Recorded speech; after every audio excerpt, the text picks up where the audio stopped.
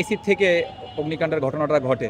আর যেহেতু এসি চালু ছিল তাহলে আপনারা বুঝতেই পারতেছেন সেখানে বিদ্যুতের থেকে অগ্নিকাণ্ডের সূত্রপাতটা হয় এবং ওনারা স্থানীয়ভাবে আমরা আসার পূর্বে ওনারা স্থানীয়ভাবে আগুনটা নির্বাপন করে। তো আগুনটা হয়তো অনেক আগে লেগেছে যার কারণে একটু ধোঁয়ার সৃষ্টি হয়েছে, ওনারা আতঙ্কগ্রস্ত হয়েছিল। আমরা আসার পর শুধু ধোঁয়াটা রিলিজ করে দিচ্ছি। আমাদের দেখতেই পারতেছেন এখানে 2টা ইউনিট আছে।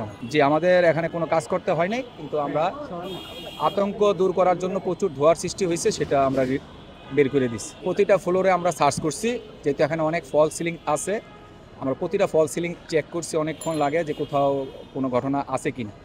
তো দেখলাম যে আল্লাহর রহমতে সেদিকে আর যায় নাই। আগুনের সূত্রপাত তো আমি বললামই আপনাকে, ওনাদের ভাষ্য মতে।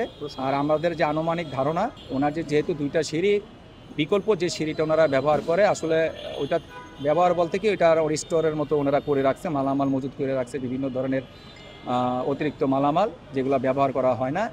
সেখানে এসির বাইরের যে অংশটা ভবনের বাইরে থাকে, সেই ভিতরে এসির ওই বাইরের অংশটা সেট আপ করা, সেখান থেকে আগুনের সূত্রপাত।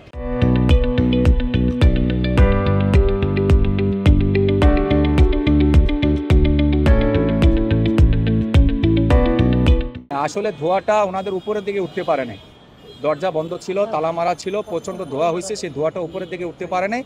তো ধোঁয়াটা তো না একদিক দিয়ে না একদিক দিয়ে তো সে বের হওয়ার চেষ্টা করবে, যার ফলশ্রুতিতে এই ঘটনাটা ঘটছে। ভবনে আমরা এখন যেটা আমরা যেটা দেখলাম যে ওনাদের ফায়ার এক্সটিংগুইশার আছে, ওনাদের যথেষ্ট পরিমাণ ফায়ার এক্সটিংগুইশার আছে, এছাড়া কোনো অগ্নি নির্বাপন ব্যবস্থা আমরা দেখিনি। আর আমরা অন্যান্য বিষয়গুলো ওনাদের যে এখানে ম্যানেজার আছে জিজ্ঞাসা করছিলাম, উনি বলছে যে এটা যারা এটা দেখভাল করে ওনারা বলতে পারবেন, ওটা ওনার নজরে নাই, উনি বলতে পারেন। যে যথাযথ যারা কর্তৃপক্ষ ওই ভবনের, তাদেরকে পেলে হয়তো বা বাকি বিষয়গুলো জানা যায়। ভবনটি অবশ্যই এই মুহূর্তে ভবনটি নিরাপদ। আমরা এর আগে পরিদর্শন করে আমরা চিঠি দিয়েছি ওনাদেরকে, এবং এই ভবনের যারা যথাযথ কর্তৃপক্ষ ওনাদেরকে পেলে হয়তো বা বিষয়টা আসলে সঠিকভাবে জানা যাবে। আনুমানিক রূপে আসলে কথাটা বলা ঠিক হবে না।